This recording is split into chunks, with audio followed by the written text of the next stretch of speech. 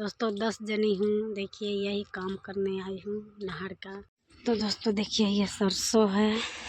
देखिए यहाँ पर सरसों और ये चने हैं। इसमें एक आधा चने उन्ने हैं बो रखे दोस्तों। और ये सरसों का फूल देखिए लीला सा है दोस्तों। ये दूसरा वाला सरसों है।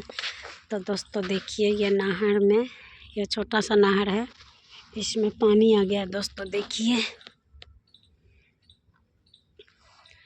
नहर है छोटा सा, यही घास है ना, थोड़ा थोड़ा यही काटना है और यही से हम लोग काटने आई हूँ। देखिए ये मेरा दांती है, अपना साइड में कह जाता है इसके हंसुआ।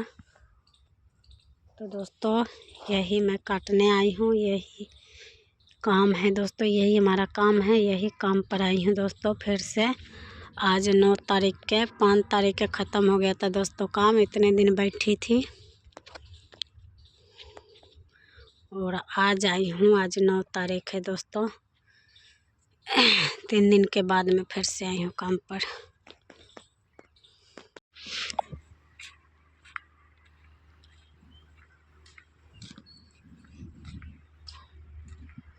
सरसों है कितना अच्छा। देखिए अब इधर जा रही हूँ काम करने, इधर से सफाई करेंगे दोस्तों। देखिए पानी है। देखिए बहुत इधर जंगल भी है, कैसे घुसेंगे दोस्तों।